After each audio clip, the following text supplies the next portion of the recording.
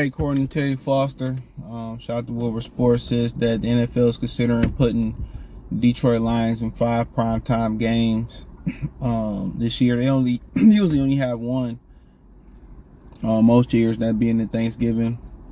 I don't think they had one last year. They had one in Goff's inaugural year with the Lions. I think it was one. Well, if you don't count Thanksgiving, I think it was a Sunday night game or Monday night game versus Green Bay, where Trey Flowers got called for like several phantom holding calls. So apparently the NFL is buying the Lions hype. I'm not buying it. I don't predict it, either way. I just wait and see. But apparently some excitement. But like I said, the NFC is wide open. It's wide open. That's what it is. I mean, it's really the 49ers, the defending champions, the Eagles. They lost a lot. We'll see what happened with Jalen Hurts. And then, it's going to be some teams that surprise people. So we got to wait until the draft. The Rams lost a lot. Kyler Murray recovered from an ACL injury. The Seahawks, we'll see if they can do it again with Geno Smith. You go through the AFC South, you lose Brady out of there, so people expect Tampa to slip even more. New Orleans and Derek Carr. Carolina kind of in rebuild mode. Good defense though. Atlanta trading Jeff Okudah there. We'll see where it goes with their quarterback situation. I think Ritter's said to be their quarterback. Then you go Dallas. I think I like what they did with Brandon Cooks, now Gallup, and CeeDee Lamb. We'll see what they do in the backfield. There's rumors of them I think at 24th in the draft or something like that, in the 20s. They gonna take Bijan Robinson. Mr. Talks, Mel Kiper got the Lions taking Robinson. We'll see if he go before the end. More than likely, the over and under is like one for running backs to go in the first round. I think not one went last year, and I think Breece Hall and Kenneth Walker was one of the 10 best players in the draft. They just devalued the position, but it's never been more important than it is now. But that's another conversation for another day. I think the football team, they about to get sold by May 22nd. Other than that, I thought they would have bagged Lamar Jackson. You know how Dan Snyder is, but I think they need a quarterback. They're quarterback away. Obviously Philly and then the Giants. I think people, it's interesting to see how they do with a healthy receiving core. It's not a lot of primetime teams you want. Dallas is always going to be the team, and then obviously you got Minnesota, Green Bay, Chicago.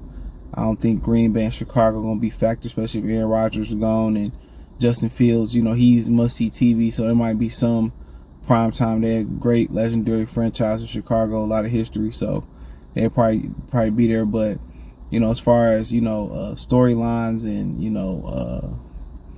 premier content, from Dan Campbell, from, and what they do in the draft, it's really like the 49ers and the Eagles. They're going to get a lot of primetime games, the 49ers.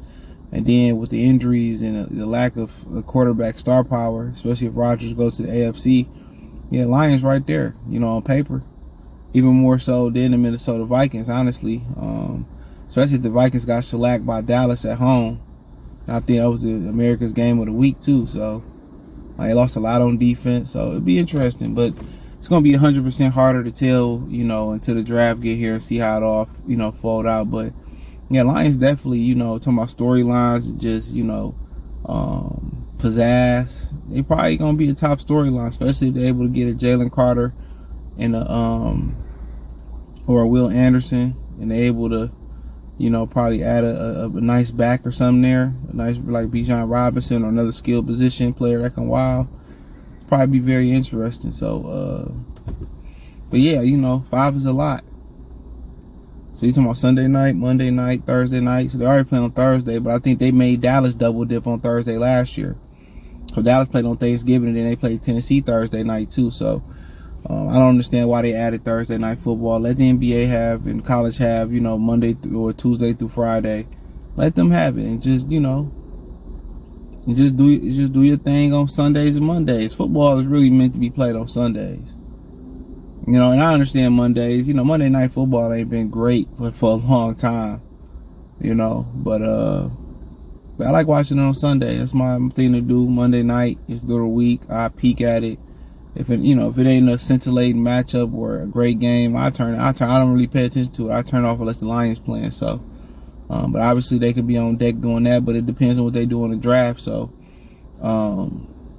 it's gonna be very interesting what they do in the draft, and it'll dictate some more schedule. So they pretty much got a feel for it. So I think you might see Detroit and Kansas City might be a primetime game.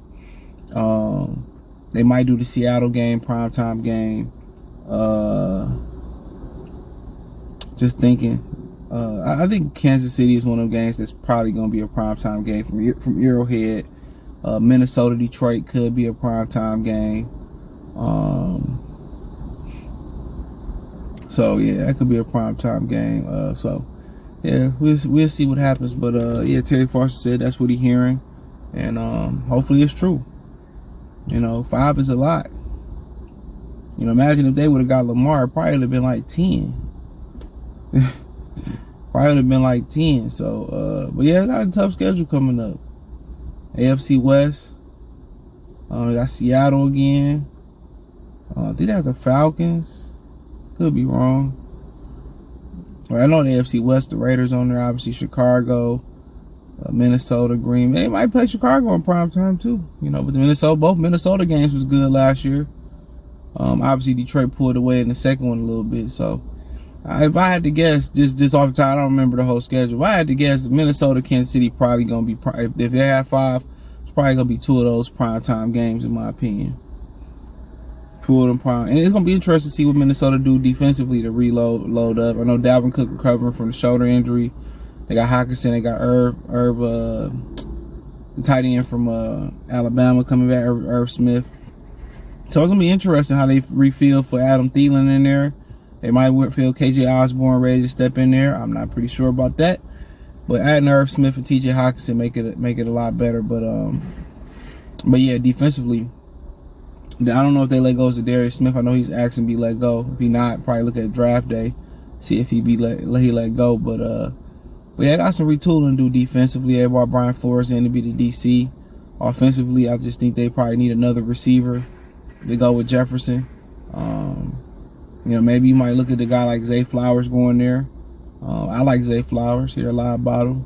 But my receiver is Jackson Smith and Jigba. But I like with Zay Flowers. I ain't worried about the size. Everybody went to 6'3", 6'4", 6'6", 6'5" receivers. But they don't have a long shelf life. Got a lot of body to hit. If you can play, you can play. You know. So, but hey, other than that, let me know what you girls and guys think. Hope it's true. Hopefully they live up to that hype. That's what you hope. They live up to that hype and they exceed it. So, not just be content just to be on prime time. Let's prove the NFL right. Let's prove a lot of fans right and exceed the hype. So, yeah, let me know what you girls and guys think in the comment section. Thumbs up the video, share the video, subscribe to the channel. And subscribe button is the bell icon button. Hit all notifications. Increase your chance, get notifications. We go live or drop video. Financially, want to support the channel, Cash App, $, CJ Good 313, Venmo CJ Good 313, PayPal link in the description. Linktree, you can find me everywhere: Twitter, Facebook, Instagram, Spotify, Anchor, Cash App, Venmo, PayPal. Appreciate the love and support. Peace.